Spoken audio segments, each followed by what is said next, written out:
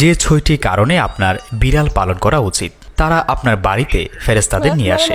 নবী মুহাম্মদ সাল্লাল্লাহু সাল্লামের অনেক বিড়াল ছিল। তারা সুন্নত নিয়ে আসে। তাদের লালা বিশুদ্ধ। তারা নিজেদের পরিষ্কার করে। তারা খুব শান্ত একটি প্রাণী। ইসলামে বিড়াল সম্পর্কে কিছু গুরুত্বপূর্ণ তথ্য রয়েছে। প্রিয় দর্শক, আমাদের নবী মুহাম্মদ মুস্তাফা সাল্লাল্লাহু সাল্লাম বিড়াল খুব পছন্দ করতেন।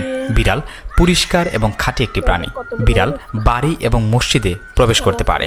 বিড়ালের প্রতি ভালোবাসা ইসলামে বিশ্বাসের লক্ষণ। মহানবী সাল্লাল্লাহু আলাইহি সাল্লাম আবু হুরায়রা রাদিয়াল্লাহু তাআলা আনহুকে বিড়ালের পিতা বলে ডেকেছেন, কারণ তিনি বিড়াল পুষতেন এবং তা ভালোবাসতেন। একজন মহিলা জাহান্নামে প্রবেশ করেছিল একটি বিড়ালের কারণে, যাকে সে বেঁধে রেখেছিল কিন্তু খাবার দেয়নি এবং পৃথিবীর কীট পতঙ্গকে খাওয়ানোর জন্য ছেড়ে দেয়নি। তাই যদি কোনো বিড়াল বা কোনো প্রাণী খাবারের সন্ধানে আপনার কাছে আসে, তবে তা অপেক্ষা করবেন না।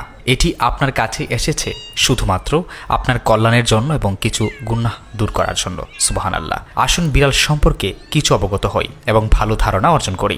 বিড়াল খাবারে মুখ দিলে তা নষ্ট হয় না, যেমন ভাত, তরকারি ও দুধ ইত্যাদি। খাবারে বিড়াল যদি মুখ দিই বা খেয়ে ফেলে, তাহলে এই খাবার আপনি খেতে পারেন, তাতে দোষ নেই। বিড়ালের মুখ পাক রয়েছে। একটি সতর্কতা: বিড়াল অসুস্থ হলে সতর্ক থাকবেন। বিড়ালকে সুস্থ করে তোলার জন্য সুচিকিৎসার ব্যবস্থা করবেন। এটা হবে আপনার জন্য সওয়াবের কাজ।